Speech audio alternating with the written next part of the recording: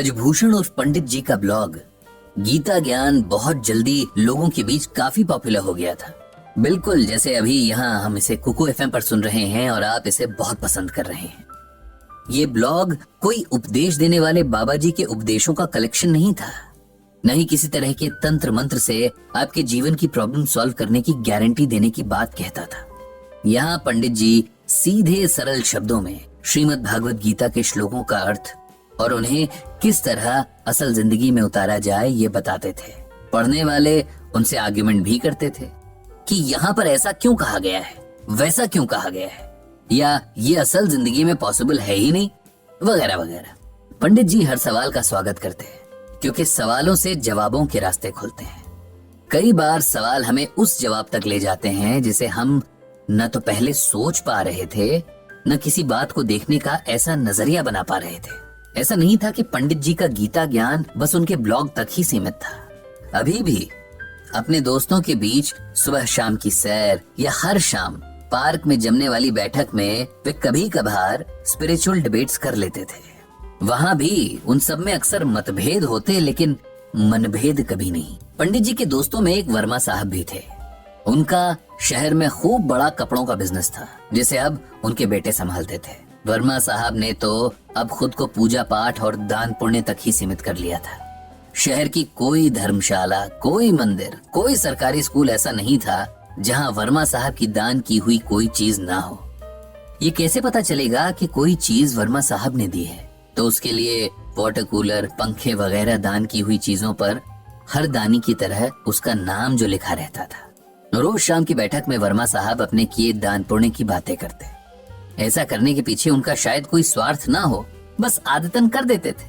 लेकिन बाकी के बुजुर्गों को ऐसा महसूस होता कि वे अपने अगले जन्म के लिए कुछ भी पुण्य नहीं कमा पा रहे हैं। अब सब लोग वर्मा साहब की तरह तो पैसे वाले हैं नहीं, अभी भी घर की जिम्मेदारियों से घिरे हुए हैं और दान तो कोई तब करे जब फैमिली की जरूरतें पूरी हों।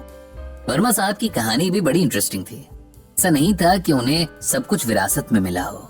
उनके पिता की शहर के एक बड़े चौराहे पर एक छोटी सी किराना की दुकान थी और फैमिली बड़ी थी तो बस गुजर बसर करने वाले हालात थे। वर्मा साहब का मन कभी पढ़ाई में लगा ही नहीं। उन्हें तो बाजार की चहल पहल अट्रैक्ट करती थी। पिता की छोटी सी दुकान पर बैठना उन्हें कभी रास नहीं आया, लेकिन मजबूरी थी। पिता ने साफ कह दिया था कि या तो पढ़ाई करो या दुकान संभालो। वर्मा साहब छोटी सी उम्र से दुकानदारी करने लगे। अब 20 साल के युवक हो गए थे और जिंदगी घर और दुकान के बीच ठीक ठाक ही चल रही थी कि एक दिन अचानक उनके पिता चल बसे। अब जाकर वर्मा साहब को एहसास हुआ कि पिता कैसे पूरे परिवार को बांधे हुए थे। उनके बाकी भाई तो पढ़ाई में बिजी थे और उनकी पढ़ाई के सारे खर्चे इस छोटी सी दुकान पर ही डिपेंड करते थे। इस तरह छोटी सी उम्र में एक तरह से पूरे परिवार की जिम्मेदारियां वर्मा साहब पर आ गईं और कम उम्र में पड़े बोझ ने उन्हें वक्त से पहले ही सीरियस बना दिया था। अपनी मेहनत और बिजनेस माइंड के दम पर वर्मा साहब ने एक छोटी सी दुकान से इस शहर के सबसे बड़े कपड़ा व्यापारी तक का सफर तय किया था। आज उनके बेटों के पास एक सफल कारोबार है जिसकी नींव उनके पिता के पसीने की नमी थी।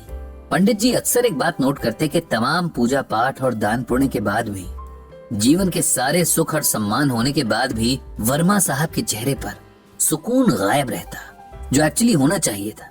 हालांकि वो कभी उनसे पूछने की हिम्मत कर नहीं पाए, क्योंकि किसी से जुकाम बुखार की बात पूछना अलग बात है, लेकिन उनके बिना कहे चेहरे से झांकती टेंशन का जिक्र करना, क्या पता सामने वाले को अच्छा ना लगे। धीरे धीरे वर्मा साहब ने पार्क में आना कम कर दिया। पूछो तो बताते कि तबीयत थोड़ी सही नहीं लगती, इसीलिए नहीं आ पाते थे। सबकी तरह पंडित जी ने भी इसे उम्र का खेल समझा, लेकिन ये खेल कुछ और ही था जिसका पता पंडित जी को जल्द चलने वाला था। जब लगातार एक हफ्ते तक वर्मा साहब पार्क में नहीं आए, तब मित्र मंडली ने सोचा कि क्यों ना उनके घर चला जाए, उनका हाल पूछा जाए। जिसके पास जब समय था उनके घर मिलने गया।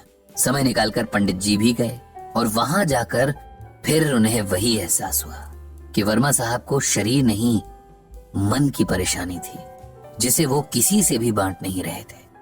थोड़ा एकांत मिलने पर आखिर पंडित जी ने वर्मा साहब से पूछ ही लिया कि उनकी इस बेसुकूनी की वजह क्या है, क्यों हमेशा उनका मन अशांत सा लगता है।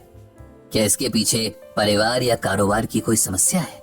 वर्मा साहब जैसे किसी के इस तरह के सवाल पूछने के इंतजार में ही थे, और पंडित जी के प्रति तो उनके मन में बड़ा सम्मान था ही। जानते थे कि पंडित जी बहुत सुलझे हुए इंसान हैं, सबके मन को समझने वाले और समझाने वाले भी हैं। यार पंडित, मेरा मन हमेशा अशांत रहता है।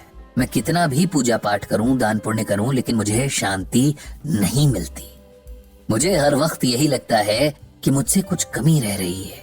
मेरी पूजा ईश्वर तक पहुंच नहीं रही है, मेरे दान मेरे अगले जन्मों के लिए पुण्य में नहीं बदल रहे हैं, और मैं सब कुछ करते हुए भी कुछ नहीं कर पा रहा हूं।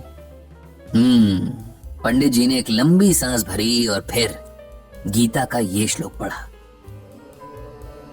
विहाय कामान यह कर्वान पुमांश चरति निस्पृह निर्ममो निरहंकार स शांतिम अधिगच्छति। इस श्लोक में भगवान श्री कृष्ण ने अर्जुन से कहा है कि जो मनुष्य सभी इच्छाओं और कामनाओं को त्याग कर ममता रहित और अहंकार रहित होकर अपने कर्तव्यों का पालन करता है, उसे ही शांति प्राप्त होती है। अब सरल शब्दों में इसका मतलब सुनो। जब हम कोई भी काम करते हैं, चाहे वो अपना रोजमर्रा का काम हो या किसी की मदद करने जैसा काम, यदि हम किसी भी तरह के स्वार्थ या अहंकार से भर कर करते हैं, तब हमें किसी भी तरह से उस काम का सुकून नहीं मिल पाता।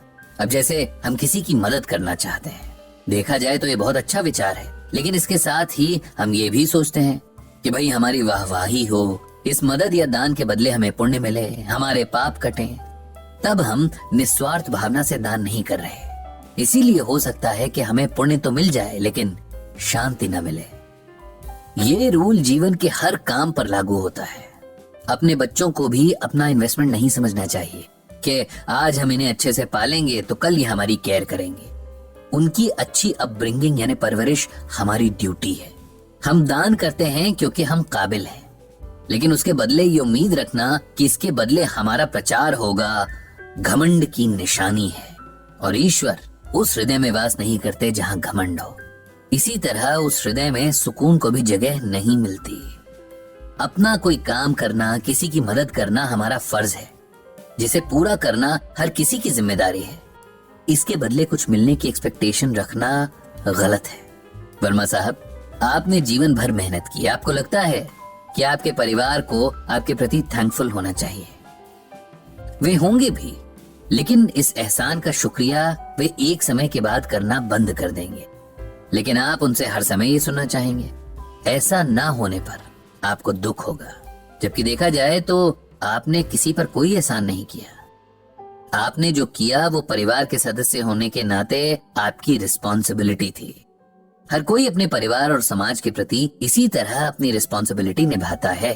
आप पूजा पाठ करते हैं, ये भी उस भगवान के प्रति हमारा फर्ज ही है, जिसने हमें मनुष्य के रूप में जन्म दिया और इस धरती के सभी सुख भोगने का अवसर दिया।